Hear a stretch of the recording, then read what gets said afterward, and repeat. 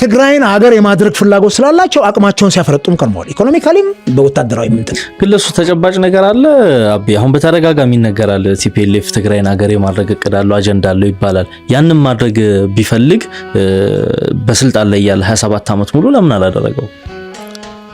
በዛን ሰዓት የነበረችው ትግራይ ራሷን መቻል አትችልም። በጣም ብዙ የድንበር እንትን ይነሳል። አሁንስ ያለችው ትግራይ ትችላለች ወይ? አሁንማ ምን እንብል የተወሰነ የጤት ድምጽ እንኳን የሚችል አይደለም ያለው። በሰዓቱ ከሻቢያ ጋር የነበራቸው ስምምነት በቅራኔ የተያዘ ሆነ። በሰዓቱ የነበራቸው እንትን በጣም በርካታ አገር ብንሆን ምን ይፈጠራል የሚለው ነገር አገር ሆኖ ለመዋለድ ሶማሌላንድ እንኳን ስንት ዓመት ሙሉ ከሶማሌ ተለይታ አልቻለችም። በጣም ብዙ ጊዜ ፈጃል።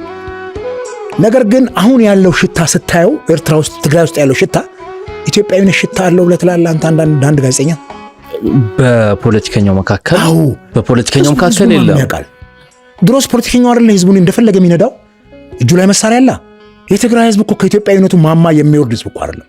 ችግራችን እኮ ደግሞ ምንድነው የብዙዎቹ ህወሓትን ከትግራይ ህዝብ መለየት አለመቻል ነው እኮ። አሁን እኮ ህዝቡ ካልፈለገና ካልቻለ ጥቂት ፖለቲከኞች ምናልባት እነ ጀነራል ክንፈዳኛው ተነስተው ኢትዮጵያዊነት በሽታ ነው ስላሉ ወይም ከኢትዮጵያ ከሸዋ ስንዴማት ለምን ትግራይን እንፈጥራለን ስላሉ ብቻ አገር ይሆናሉ ብለን መደምደም እንችላለን። ይሄንን የምታስከብረው በጠመንጃ አፈሙዝ ነው።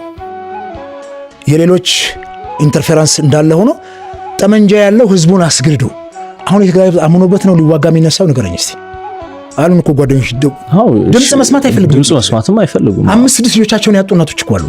ይሄንን የሚማገደው ፖለቲከኛው እኮ ነው። አገር ደግሞ የፖለቲካ ስሪት ናታቃለህ። ሌላ መቼም በተአምር ከሰማይ አንተ ትግሬ ነህ አንተ አማራ ነህ ወይም አንተ አሜሪካን አንተ ኢትዮጵያ ነህ ተብለህ አይደለም የተወረወረው አይደል? አገር የፖለቲካ ስሪት። የትኛውም ዓለም አገሮች የተገነቡት በፖለቲካ ነው።